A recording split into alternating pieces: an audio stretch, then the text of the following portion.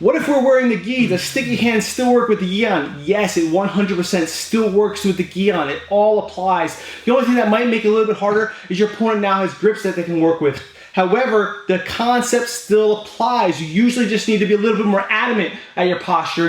Sometimes you also have to be a little bit more adamant on maybe grip breaking. Many times you don't even need the grip break. But let's say I'm here, right? We're back in our situation.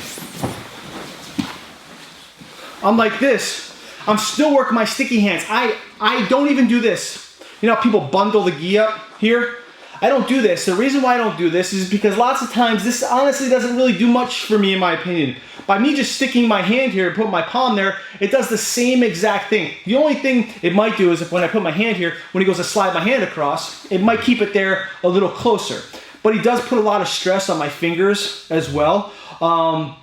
And sometimes it makes it a little bit more static for me too. And sometimes it gives him time to figure out grips as well. So I'm just here like this. Same thing. I do this also because I have a gi and no gi centric game. Meaning like I like to play the same type of game whether I'm doing no gi or gi. So the less I have to think about, the better. So I'm here like this. I'm still playing sticky hands. He goes to grab my head. Boom, same thing. But see, look, he's grabbing my collars, right? That's the dynamic.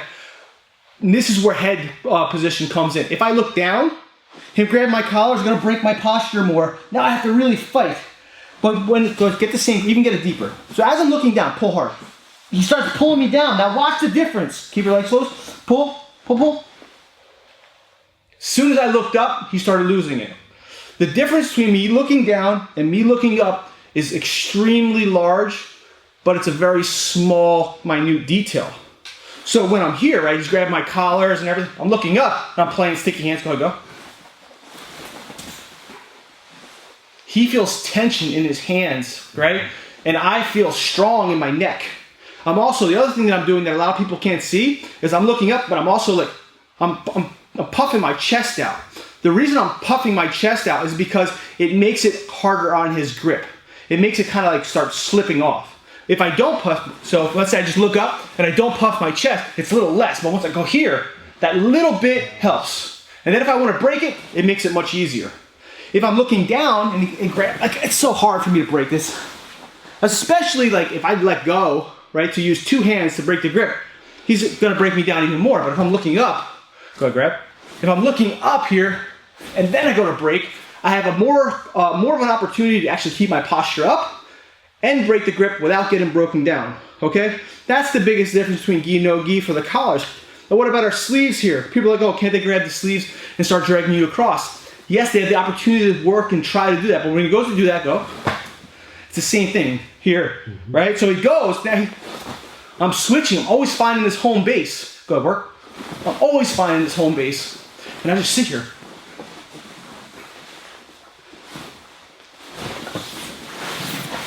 Once he opens, I'm ready to go. In my mind, I'm not just paying attention to the front of me. I'm paying attention to what's happening behind me. Okay? And this is highly closed guard centric, right? When you're inside a good open guard, it's a little different. When I'm in open guard here, I don't need to do sticky hands. It doesn't apply anymore. Open guard posture still needs to be good, and posture also involves like good base. Good, whether you're on your knees or you're not on your knees. Good, like it depends. It's highly dependent on the scenario. But when it comes to posture inside the closed guard, I believe sticky hands is one of the best concepts. Not just because it's something that I feel that I discovered personally. I don't think I'm the only one who does this, right? But it was I started doing it because I had like an epiphany. What was happening is I was able to keep short individuals at bay. Right, so Russ and I are of similar stature, and I was able to control my posture with them. And I was like, why could I do that? How come this is working, but it's not working against tall people? What was happening is, this was happening. Is I was just putting my arms out like this, and it was naturally landing on the Xiphoid process, and he was going to reach up, and I would stop them, right? But when I went with tall people, if I did the same thing, because they were so long, my hands were ending up down here. And they were breaking me down, so I was thinking, why is this happening? Why are all these things happening to me? And then I started playing around with different positions, and I realized that it's this area that is very important. So no matter their height or their size, I was putting it here. Like I guarantee you, if you're, let's say you're 5'6" and you go with someone who's 6'2" and you put your hand on their xiphoid process, they will have trouble getting your posture. I do this in seminars, and I have people I've never even trained with. I tell them, I say, ready, go. Try to break my posture. And they have so much trouble. And as soon as they open their guard, I'm either stepping over their legs, I'm getting double underhooks, and I'm basically showing them that I'm also waiting for them to make a move. So, gi or no gi, it works. Even with the elbow method, if the person starts pulling you down, let's just continue, sorry. So, let's say we're here, right?